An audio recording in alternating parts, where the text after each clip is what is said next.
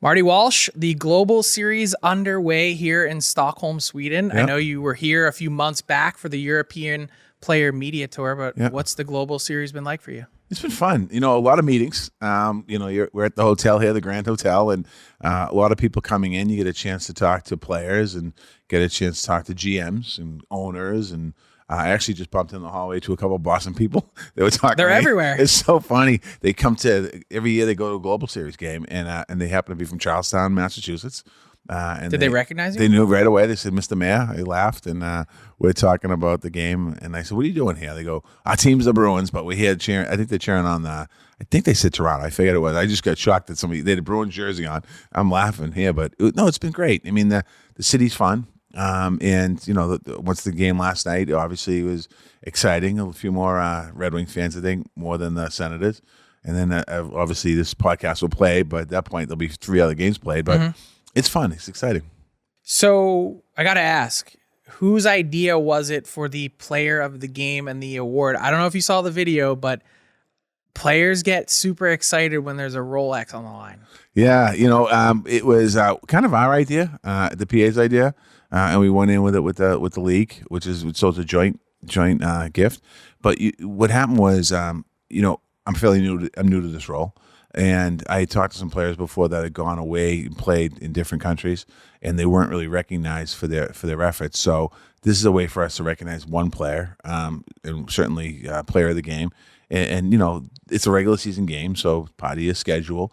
But I just think it adds a little extra specialness, because I think when people play in a different country and they get recognized for what they do, I think they like it. And certainly the player last night liked it, and the next 3 players are going to like it too. They're definitely going to like it. I can tell you what, everyone's head snapped to attention saying, wait, there's something a little extra on the line. Better be good for game 2. I was just talking to the Sens guys today. They're ready. Yeah, I know they are ready, and they're more than ready. But I don't know if that a Rolex should do ready for them. But well, you would think NHL guys, if they want, they could probably go out and buy one or know someone. Yeah, but it's just trying to be different. I mean, we're trying to add a little bit to it, and just trying to. As in my time here, me and Ron Hainsey were thinking different ideas about how to recognize players and how to kind of promote players and make sure players understand we appreciate them. Even though it's a regular season game, it's still a long way to come for a regular season game. And it's, having 4 games here, each team playing 2, it's, I guess they could go to the West Coast, some of them, but it's still a long way to go. Big time change, get adapted to it. It's not really a vacation for them. They have a few days, I think, to enjoy the city, but for the most part, they're practicing, they're training, they're getting ready, they're playing. And then they, when the weekend's over, they're going to be heading back home and doing a full schedule again. It's a very nice touch, no doubt. So you've had just about 9 months? Almost 8.5, 9 months almost, yeah. Coming up in a couple weeks, another week. And how do you feel? I like it. It's good. It's different. When I got interviewed for the job, I felt like it was something that I could be good at. Growing up in Boston, hockey fan, never played any type of level near NHL. But growing up and watching the Bruins and watching hockey generally, prior to this job, I'd still, I'd get all the games on, whether it's the NHL Network or ESPN Plus, and I'd be following all the teams and all that stuff. And there's nothing like it. And then when this opportunity presented itself to me, I did the interview process. And as the players were interviewing me, talking about, I was explaining my labor background, but I think they were looking more than just a labor background person. I talked about my time as mayor and business development and attracting big companies to Boston and relationships, and then my time as labor secretary. And I think they like that. So I've spent the last 9 months learning a lot of the contracts, the nuances, and we just went through arbitration. So I was kind of watching that from the sidelines about how that operates. We've seen some players have been suspended. We've appealed some of those. I've watched how the appeal goes. Of learning the intricacies of the labor hockey movement, if you will. And then I've also done here. We had a meeting. We had an event last night where 50 people from businesses here in Europe and from America that came over, and Ambassador Sweden from the United States was here, Ambassador Canada, Ambassador Denmark, and really promoting the PA. Commissioner Bettman came, and Gary said that, he's never seen a PA event like this. So we're trying to do some things differently. We're also in the midst of fall tour. And what fall tour is, for people that don't understand it, it's every fall the PA meets with the teams, the players, just the players, and talks about what we're doing and what the kind of laying down a foundation. So it's my first time doing fall tour, so I'm really introducing myself for the first time to a lot of these guys that they know my name from obviously being announced, but they don't know me. So I spent a lot of time talking to them about different issues, but also figuring out what direction they want to go. So take me a step back. You get approached at some point by the firm that's running the search. Yeah. And I believe your initial answer was that you weren't interested. No, not at all. So I got approached in December by the firm asking me if I'd be interested in having a conversation with the NHLPA. They obviously knew my position at the time, and I told them I'd be interested in I'd be willing to have a conversation. So that's when it started, and I had several conversations with players, meetings with players, Zoom and in person. And as it went forward, it was gaining more momentum really quickly. It was fast, actually. And I think this process had been going on for a year. So there was a lot of different candidates that were interviewed. And you kind of entered late because they approached you. I entered late. They approached me kind of late, yeah. Right. And and I was in an interesting spot because I worked for President Biden. And I was in that place that I hadn't had a conversation with the White House. So then I had to have a conversation with the White House because I was interviewing, and then so it kind of just took on a very quick. It was a quick timeline. Where how did the White House take it? President's a good friend, and I don't think he was overly excited about it, or the vice president wasn't overly excited about it because obviously I'm a labor secretary, and I've known President Biden for 25 years. I've known Vice President Harris before she was vice president. I met her when she was a senator, so I don't think they were overly excited about it. But the president was very supportive. He said to me, I support you. This is unbelievable. It's an opportunity that you really can't turn down. And he understood he understood where I was coming from. So the news breaks on the day of the State of the Union. Yeah, God, it was awful. That you're gonna be the next executive director. Yeah, and you hadn't had a chance to have a conversation. No, I at that point he knew. Oh, okay. It was right before that, but I felt terrible that it broke that day because that's not my day. That's the president's day. And I just felt awful. I felt terrible. I felt, bad because granted, I didn't overshadow the president's speech by any stretch of the imagination, but I still don't want to be any story on that day. That's the president's day to address the nation. I apologize because that was my story. Oh yeah, well, I appreciate. And this is God's honest truth. I didn't know it was State of the Union Day. Okay. And I should have I should have paid attention to the news cycle because I'm in my own little hockey bubble. Yeah. I hear and confirm from sources Marty Walsh is coming in. I go, this is big news. Like, I got to get it out. The Secretary of Labor, Marty Walsh, somebody who has been a part of the cabinet from the very beginning, is going to be departing the administration to lead the NHLPA. That's the National Hockey League Players Association. This is something that was first reported elsewhere in the hockey world that Mike Memley has just been able to confirm. It's something the White House and the Department of Labor haven't provided any statement on. Yeah, I just felt bad that day for him, because if it broke the next day, it's different. But it happens. I didn't bother the president that day because obviously State of the Union Day. But the next day I apologized. I said, listen, Mr. President, that was not my intention. So I'm glad you just told the whole world that you broke it and I didn't tell you to break it. So I guess we cover. Yeah, and I didn't. This is in Stockholm's the first time I ever met you. Yeah. We're talking. Yeah, true. Yeah. That's what happened. And that night, I wasn't. You were designated survivor. Is that hockey's version or politics version of the penalty box? No, I had gotten asked before that to be the person that was going to sit out on the speech. And you were what, 6th or 7th in line of succession? 11th. 11th. Okay. Yeah. But it was a lot of things got to happen to get to 11. Oh my God, yeah. But it was a bizarre time. Okay, so I'm getting. You're on the way out. I'm on the way out. I'm the designated survivor. Just a lot happened, but it was incredible. What did they do with you that night? I can't really tell. We went to an undisclosed location, and we watched a nice dinner. Like, what do you do? We ate and watched the State of the Union, and then because I watched that series, Designated Survivor. I was always curious what actually happened. Yeah, well, basically they take you somewhere, and you basically watching the speech, and you get an all clear. You get a phone call as the VP leaves, president leaves, and then once the president's back in the residence, you get an all clear, and then you go back to DC. So it was interesting. It was very interesting. So you've said that electoral politics is in your blood, and rightfully so, with your resume. Do you miss it at all? I do. I mean, of course I do. I mean, I missed it when I became the labor secretary. I mean, I wasn't in electoral politics anymore. I was appointed. But you're still close enough. You're at arm's length, essentially. Yeah, but it's. I was on the ballot 10 times in 25 years. State representative 8 times in the ballot. Mayor twice. And I was in the process of running for a 3rd term of mayor when the president called me and asked me to be the labor secretary.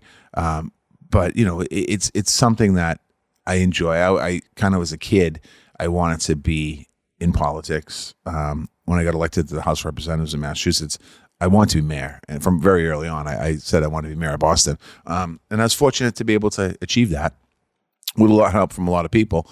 It's one of those things that there's phases in your life that you live through. And the phase of politics to me was very enjoyable. I mean, there were difficult days as mayor.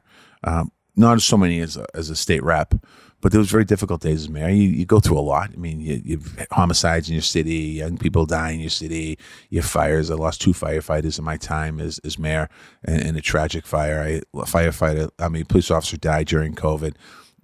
You had you had tragedies and you had victories too. You had the Patriots parades, you had Red Sox parades.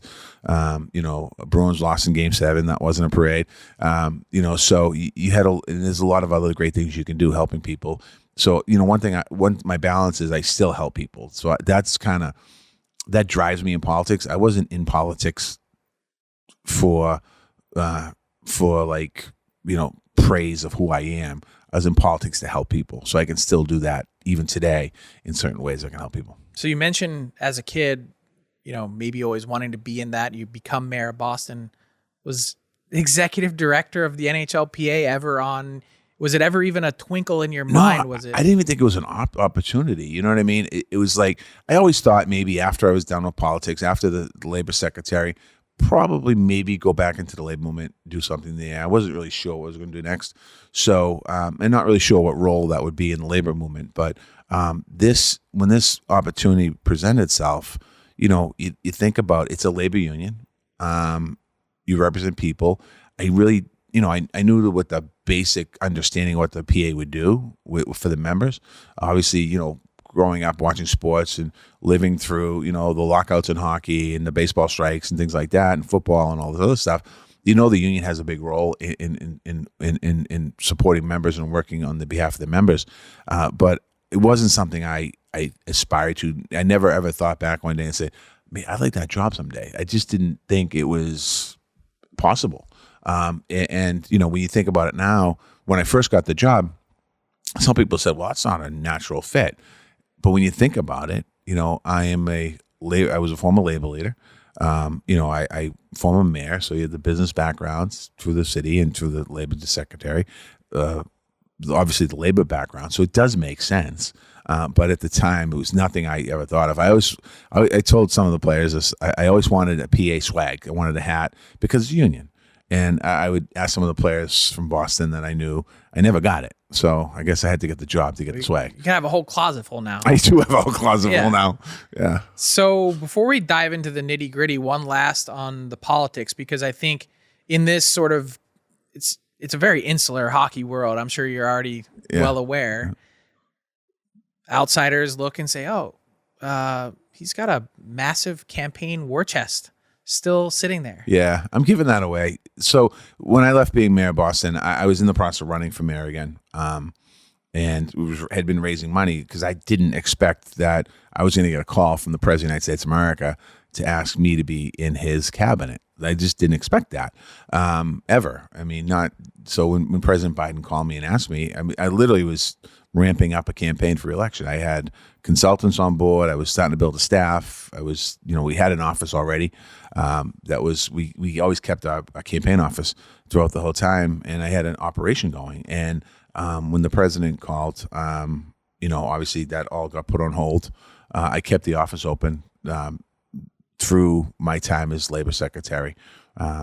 Because you still have to file reports. I wasn't raising money, but I was donating a little bit to organizations that I had. But I had a campaign office and a little bit of a team there. When I got this job, I shut the office down. The office is closed, and basically what I'm doing now is I'm donating money. People can pull a report up, a Massachusetts OCPF report, and I'm giving it away basically to charity, supporting organizations that I historically have supported, youth organizations and things like that. So that money is coming down, drawing down slowly. So you're not going to save it eventually for another? No, I mean, listen, I'm not sure what the future holds. I don't know if there's another round. Never going to say never. But, right now I'm not focused. I'm spending the money down. Like I am not, and I'm not spending it down politically. Like I'm not like watching where I'm going. If you look where I spend the money, I'm spending it in the grassroots I've done before, recovery organizations, kids, senior organizations, just organizations I've supported in the past. I'm giving the money to, and that's what we're going to do, and probably we'll spend it down to zero at some point, and then we'll close out the account altogether. There's still a good amount of money in there. Yeah, I mean, never know, as you said. Yeah, but right now I'm focused. Right, honestly, and I'm not saying this like because I think that's been the speculation has sort of been like, well, this is the NHLPA is maybe just a stopover. Yeah, I don't know if it's a stopover. The more I get into this, the more I get into it, and it's been there's we've created a lot of challenges for us in a positive way to move forward. So we're working obviously on collective bargaining. Eventually, we'll have the contract negotiation, working on strengthening the union, and then really talking about business development. I mean, when I mentioned last night, we had an event here in Stockholm for the PA and businesses and sponsorships and potential. PA hasn't done that before. Never done it before, and we're going to do more of that. And we're going to be more aggressive on the business side of it. And I think that's a positive. So I don't like starting something and not finishing it. I like that. So your fall tour, you're almost halfway through the league, or you will be by Christmas. Yeah, I'm about 13 teams today, as we speak here today, and by next week, we'll be more than halfway through. And then for the next really 3.5 weeks, we're going to be doing, I think, 14, 15 teams. So by Christmas, we should have close to, if not, right now by Christmas, if we stay on target, we'll have 30 of the 32 teams done. Wow.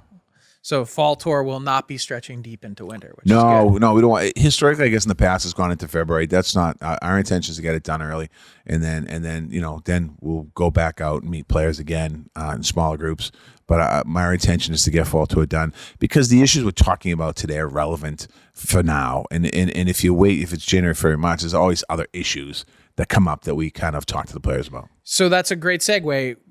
Between the search committee and what they were telling you that their priorities were 9-10 months ago, what are you hearing from players now? What are their priorities? Well, they're not really getting into priorities. I think what I'm doing is just, I'm introducing myself.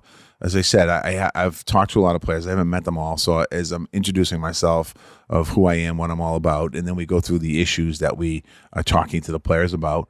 A lot of questions. They're not really explaining priorities. I've told them all that, as we get into the end of the season, moving into next, we will start talking about collective bargaining and what they want to see, what the priorities are. But right now, it's me kind of laying out a foundation or a platform on what I think we need to do in the next 6 months, 8 months.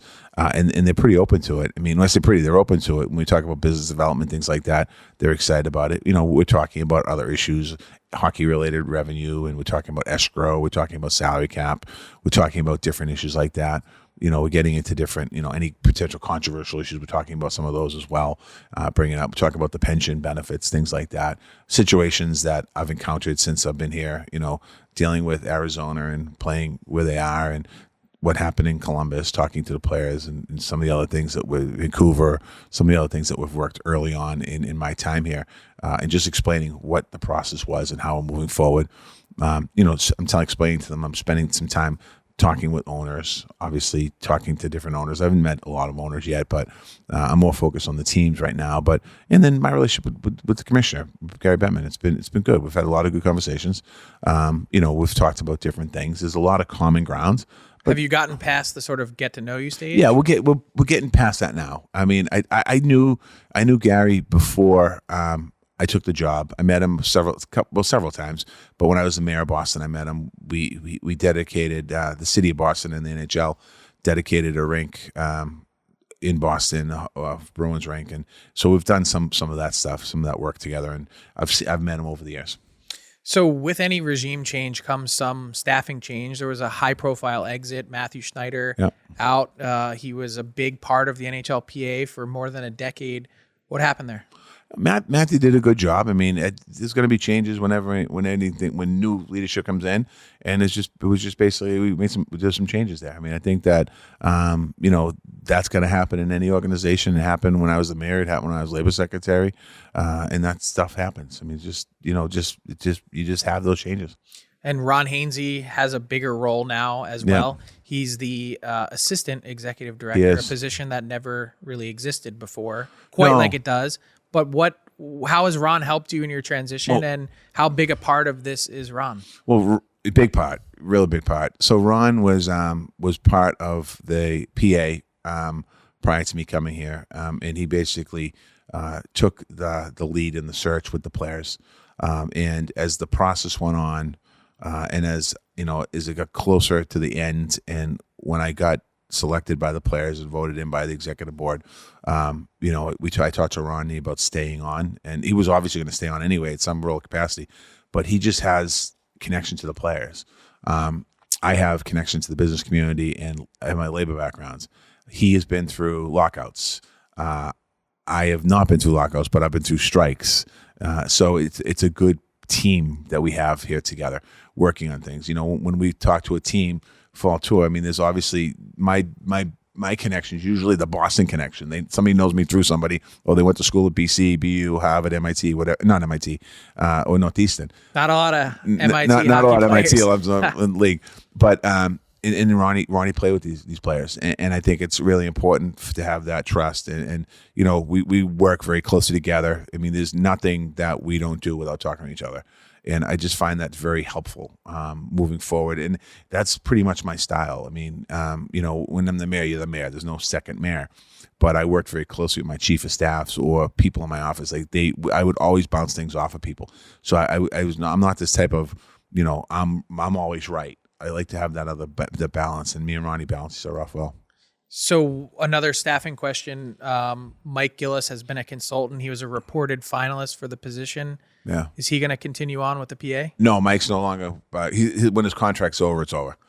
He was brought on to look at some business stuff, and that contract's going to expire in the next few weeks. So that'll be it for that. So you mentioned business, and one of the things that Mike Gillis was involved in is group licensing. Yep. Is that a focal point as you try and grow this business? Is that something that you're we have thinking about talking we have a about? team of people inside the PA that does group licensing now and sponsorship and all that. And we're gonna build up a business section. We're gonna support the people that are there and really think about how we move forward. I've talked to them a lot. Some of the business folks are here with us in Stockholm. So we're really thinking about how do we change this. I mean, again, it's fertile ground, right? It's for hockey. It's hugely fertile. There's a lot of opportunity here, and I think that every leader has a different perspective of how to move forward. I think we can obviously keep a priority of collective bargaining on the top, sponsorship licensing on the top. Everything we can do can be the most important issue we do on the PA.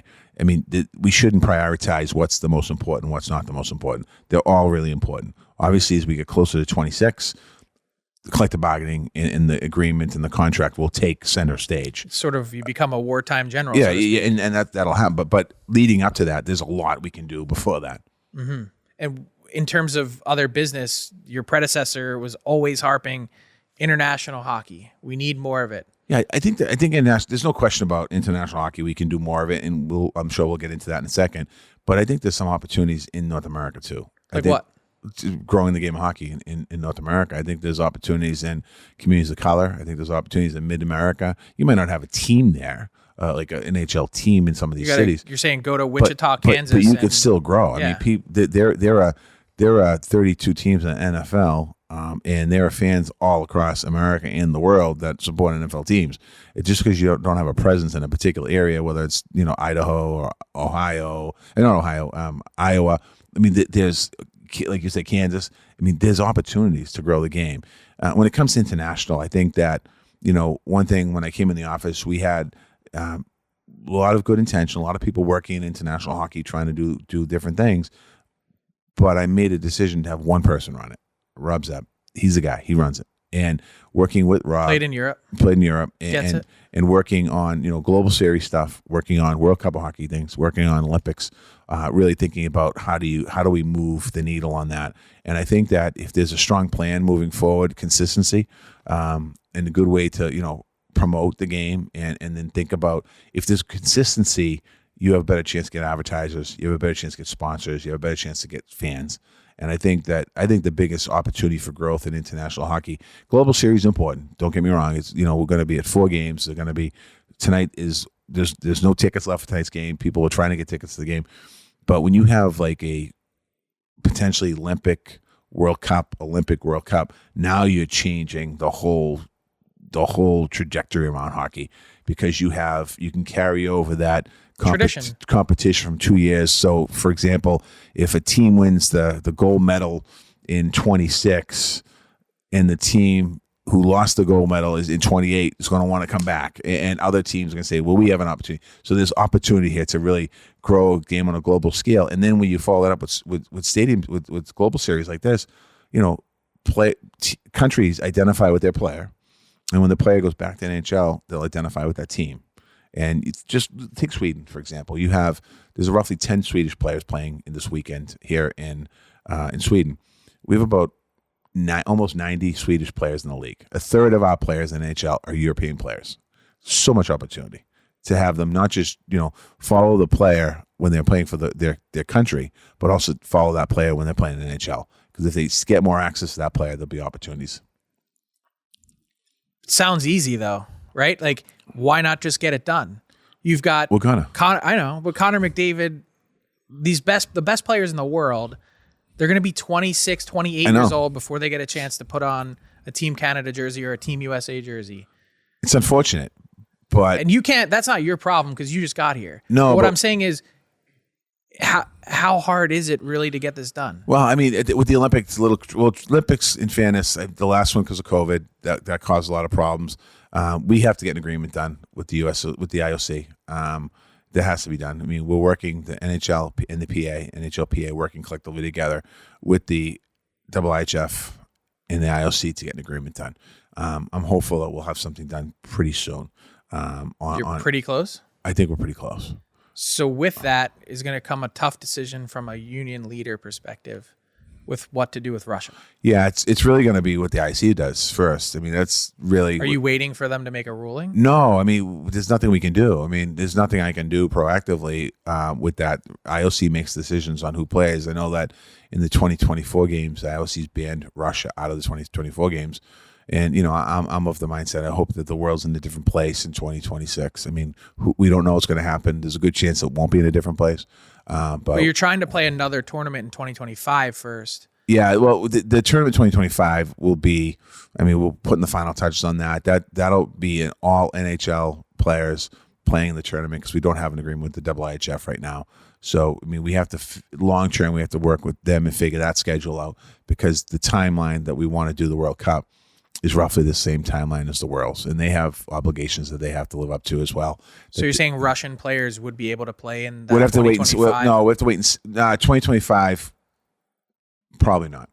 Okay. Probably not. Well, so let's take a step back, just because as a union leader, your obligation is also to the Russian. I represent everybody. All of them. Everybody. So how do you, those players specifically are not responsible for what's happened geopolitically. No, but unfortunately there's a bigger, I'm learning this too. There's a bigger issue here. We have other federations that won't allow their players to play. Right. Finland won't. In a Sweden tournament. probably won't.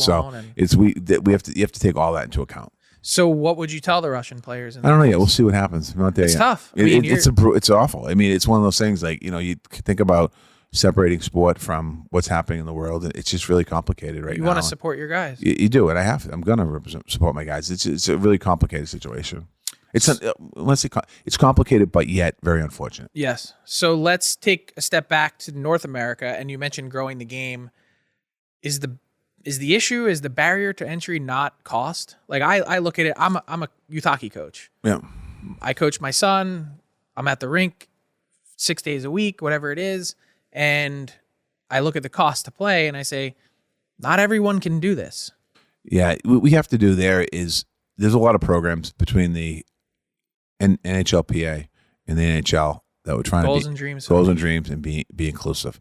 We have to think about what's the long-term investment we're making. So, for example, right now, we're trying to partner with an organization out of Boston, a Pop Warner team, Pop Warner League out of Boston, the Dorchester Eagles, that are predominantly young people of color, and trying to create a pathway into hockey for them. And what's going to happen is it can't just be a one-off, because, as you said, if you're starting to skate at 8 and you're a young kid, they don't have the means, young kid of color, or just a young kid don't have the means. When you're 9, you've grown out of all your equipment. When you're 10, you've grown out of all your equipment. When you're 11, who's going to pay for your fees? Grown out. So we really have to think about laying down a foundation on how we can help young people get into the game of hockey at a young age, and then help them through the process, almost like a scholarship type of thing, because it is expensive and it's unfortunate. I mean, I know in Boston, I think now I'm positive that we used to have many public rinks. We kind of 3 left. And the reason why they left is that the legislature in Massachusetts back in, I think it was 99, tried to privatize all the rinks in Boston. And myself and 2 other representatives in South Boston and Charlestown fought against having them privatized. So they stayed on the public side. So that allows a little bit of cost savings there. But we do have to figure that the game of hockey has to figure out how do we get kids engaged, because soccer is a ball and uniform, baseball is a glove. The bats are provided, and the uniforms are provided. You pay a fee. Football is a little different. Pop Warner football, but Pop Warner figures it out. They buy the equipment, they take the equipment back, so they do figure it out. But you don't have to buy field time. No, you got to buy ice time. You have to buy ice time. But they again, it's how do we do this? We have to. For the long-term growth of the game, as far as getting players playing in the game. Isn't it as simple as that? That's what we have to do. Yeah. And that's what I don't know what's been done in the past, but I know moving forward, I have a little different urgency of this and trying to do it. And, Chris Campoli is working on my side and working with the league, and the league the league's committed on this. We have to be committed, not just for a one-off, but we have to be jointly committed for long-term investment. Mm-hmm. 3 more for you. One, it's been a huge topic of conversation in the last 6 weeks, but Pride Tape and what's happened there. Give us the inside story of how you and Gary Bettman worked together to help turn this back. So this is when I first got the job. Obviously, I come out of politics, so I'm thinking like, now I'm going to get the job, and not going to happen. What's going to happen here? It's going to be controversial, and literally like the couple of days before I got approved by the players, there was an issue with a player not wearing the Pride jerseys in one of the warm-ups, and then it just kind of snowballed. And I'm watching this kind of from the sidelines. I'm not in it yet, and just thinking about why are we having this conversation in 2023. I was a big part of supporting marriage equality in Massachusetts in 2004. A long time ago. The United States, the law of the land is gay marriage is legal. Ireland and other countries in the world. So I'm thinking, why are we having this? Why is this going on now? And whatever happened. A handful of players, a dozen players, decided not to wear the jerseys for whatever reason. I mean, religious beliefs, political beliefs, what have you. And it's unfortunate that the story was only on the negativity, not the 700 players that were wearing a jersey and not looking for anything. So that kind of happened.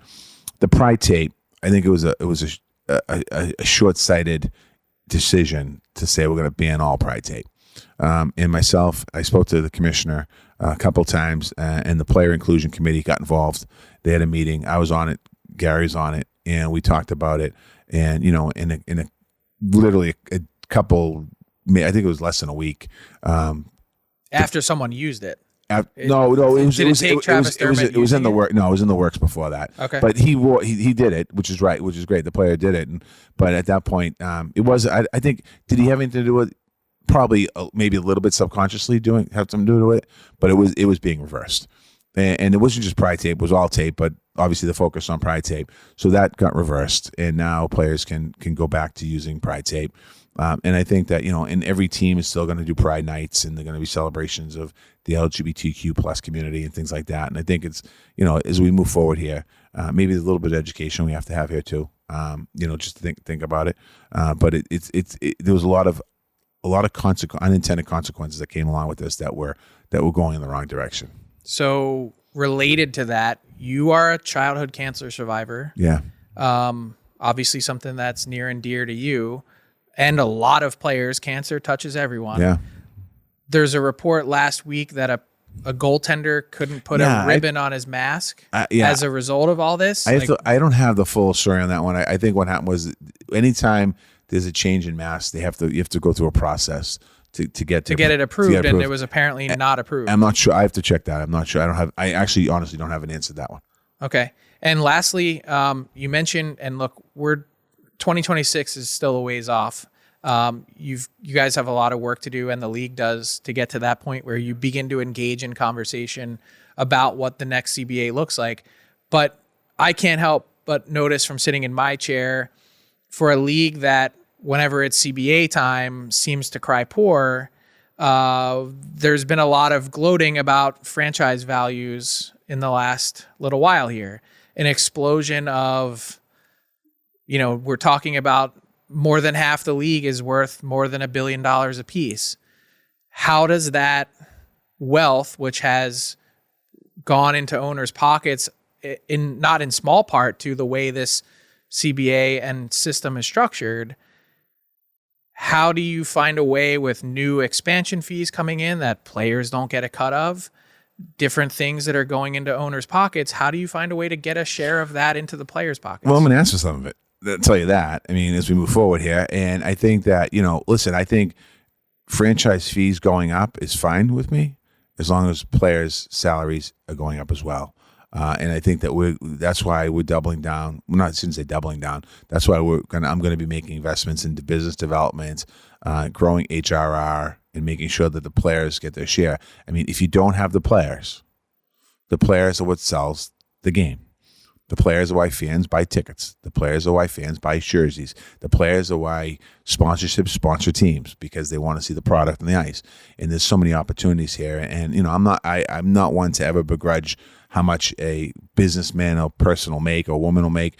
I'm not that person. But what I am going to do is watch to see, to make sure the players are getting their fair share. And last year when the salary cap was going up, I asked for more than $1 million because just $1 million really wasn't enough. Now I know we'll use a lot of concerns were about the debt from escrow, the debt from COVID, and not being paid off yet, and all this. But I'm going to keep an eye on that this year. Next season, the salary cap's going up $5 million and potentially more. Escrow is at 6% right now, and hopefully, depending on what happens in this year. So I'm going to be watching all these different pieces where players have to pay out of pocket to support the league. So we're not there yet, but we'll be ready for it. You're from Boston. You've worked your way up. No one just hands you money. No, they don't. Marty Walsh, it was a pleasure to chat with you. Thanks so much for your time. Thanks, Frank. Thank you, bud. What's up, hockey fans? If you enjoyed that video, then you need to be hitting the subscribe button right here at Daily Faceoff. Exclusive interviews and analysis from our hockey insider Frank Seravalli, fantasy updates from Brock Sagan, and a daily live show at noon Eastern, Monday through Friday. You don't want to miss any of the fantastic content, so hit that subscribe button.